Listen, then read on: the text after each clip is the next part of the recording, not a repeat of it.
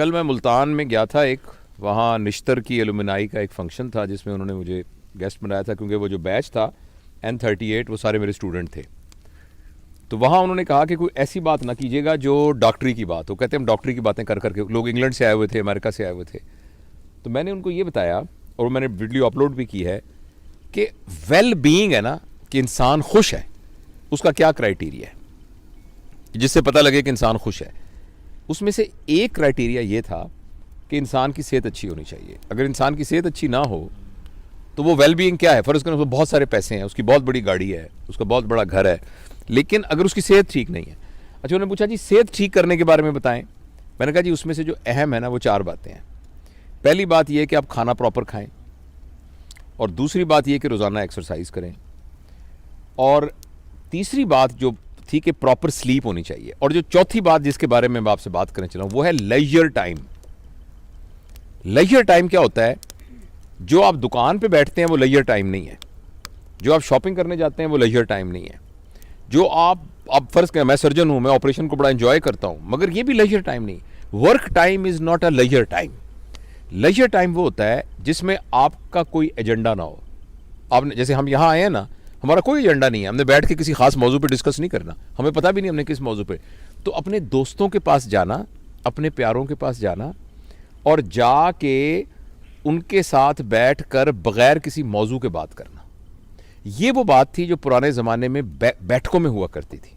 अगर आप किसी गाँव में जाएँ तो गाँव के अंदर एक जगह होती थी, चौपाल जिसे कहते थे, वहाँ चारपाइयाँ पड़ी होती थी, लोग आके वैसे ही बैठ जाते थे, हुक्का पी रहे हैं, गप्पे मार रहे हैं, और कोई पर्पज़ नहीं है, बस बैठे बते मारे। ये है लेजर टाइम। अनफॉर्चुनेटली पैसे की दौड़ में और वसाइल को ज़्यादा हासिल करने की दौड़ के अंदर हमारा प्रॉब्लम हो गया है कि हमारे पास लेजर टाइम नहीं है।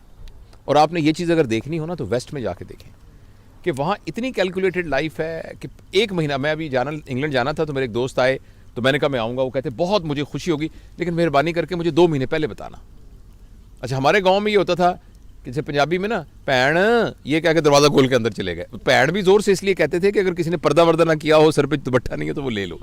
और मुझे याद है मेरे वालिद साहब, वो हम मुल्तान में रहते थे, फिर इस्लामाबाद में भी, कि उनके दोस्त आते थे, रोज़ शाम को दोस्त आते थे और वो आके बैठक में बैठ जाते थे। मुझे कभी हम उनके घरों में जाते, मैं चूँकि अकेला माँ बाप का बेटा था तो अबू मुझे भी साथ ले जाते थे। वहाँ वो आराम से बैठे थे, गप्पे मारते थे, कहानियाँ सुनाते थे। वो लेजर टाइम जो है हमारी लाइफ में से निकल गया, और हमें कोई ना कोई इस बात का ज़रूर एहतमाम करना चाहिए। और मैं इस बात को अंडरस्टैंड करता हूँ कि ये रोज़ मुमकिन नहीं है क्योंकि आपके पास वर्क, लेकिन कम अज़ कम हफ्ते में 1 दिन, 15 दिन में 1 दिन। और दूसरा, हमारे माशरे में ना हॉलीडेज़ का रिवाज नहीं है। वेस्ट में आप देखिए, जो भी बंदा अपने वेल कहेगा, well I have my children are working, I have got my own house and I have a decent holidays. तो डिसेंट हॉलीडेज़ होना जो है ना वो एक क्राइटेरिया है वेल बीइंग का। लेकिन हम आजकल हमारे इस माशरे में ना हॉलीडेज़ का कॉन्सेप्ट नहीं है। हम हॉलीडेज़, तो हमें हॉलीडेज़ ज़रूर करनी चाहिए, और बड़ी हॉलीडेज़ नहीं कर सकती, छोटी हॉलीडेज़ करनी चाहिए जिसमें आप 4-5 घंटे के लिए दोस्तों के साथ बैठे हैं और गप्पे मारते हैं। इसके अलावा एक चीज़ जिसको हम निगलेक्ट करते हैं और जिसका नबी करीम सल्लल्लाहु अलैहि वसल्लम ने बड़ा कहा है, वो है सिला रहमी। सिला रहमी का मतलब होता है अपने रिश्तेदारों से ताल्लुक़। यानी गाँव में हमारे अजीज़ रिश्तेदार रहते हैं, शहर में रिश्ते, हमें कम अज़ कम 15 दिन बाद, महीने बाद उनके पास जाना चाहिए, उनसे मिलना चाहिए, उनकी खैर खबर लेनी चाहिए। तो मैं बस अपनी बात को ख़त्म करने से पहले एक छोटा सा आपको वाक़या सुनाता हूँ। मैं कोशिश करता हूँ कि 8-10 मिनट से लंबी बात ना हो ताकि लोग उसको सुन सकें, लेकिन ये बड़ा एक शानदार मैं इस्लामाबाद गया इम्तिहान लेने के लिए, FCPS का इम्तिहान लेने के लिए। वहाँ इस्लामाबाद होटल में मैं ठहरा। तो जब मैं इस्लामाबाद में ठहरा तो मैं चूँकि वहीं पड़ा बड़ा हूँ और वहीं सारा, तो मुझे ऐसे ख्याल आया, तो मैंने एक दोस्त को फ़ोन किया, उसका नाम मिराज है, सुन रहा होगा शायद, न्यूरो सर्जन है वो। मैंने कहा यार माजे में आया हूँ इधर, तो किधर है तू? तो कहता तुम कहाँ ठहरे हो? मैं कहा मैं इधर हूँ जो इस्लामाबाद होटल में जिसका नाम हॉलीडे है। तो वो कहने लगा कि ले, मैं तो उसके सामने सड़क से गुजर रहा हूँ, कौन सा कमरा है तुम्हारा? मैंने बताया, कहता मैं आ रहा हूँ। अच्छा, वो आ गया। अच्छा, इतने में ना उसने कहा यार इसके साथ ही महबूब इलाही रहता है, वो खबरें में काम करता था खबर, तो वहाँ कोई एडिटर शेडिटर था, तो उसने कहा मैं उसको भी बुला लेता हूँ। वो महबूब इलाही भी आ गया। उसके बाद हमारा एक और दोस्त था, तो उसने उसको फ़ोन किया, वो भी आ गया, तनवीर ज़फ़र, वो आजकल अमेरिका में है, वो भी आ गया। हम चारों जब बैठे ना तो हमने गप्पे मारनी शुरू कर दी, और मेरा जाने का टाइम था जहाज़ का। तो अचानक मुझे कहने लगा यार बिल्कुल साथ वाजिद है, ये सारे मेरे स्कूल के क्लास फेलोज थे, एक न्यूरो सर्जन है, एक जर्नलिस्ट है बहुत बड़ा, और जो तीसरा था तनवीर, वो फॉरेन अफेयर्स में काम करता है आजकल न्यूयॉर्क में। तो वाजिद जो हम में से था ना, उसके वालिद साहब थे, दर्जी थे। तो उसने वाजिद ने वही वाली काम शुरू कर लिया और मेलोडी मार्केट के अंदर उसकी कपड़े की बहुत बड़ी दुकान थी और दुकान के साथ ही उसका टेलरिंग का काम भी था। तो उसने कहा यार मैं वाजिद को पता लगेगा कि तुम आए हो जब, तो बड़ा खुश होगा, तो चलते हैं। तो मैंने कहा चलते हैं। तो मैंने नीचे सामान चेकआउट होने के लिए मैंने कहा साथ ही वॉक करके चलते हैं। हम वॉक करते करते करते वहाँ पहुँचे तो बड़ी सी दुकान थी।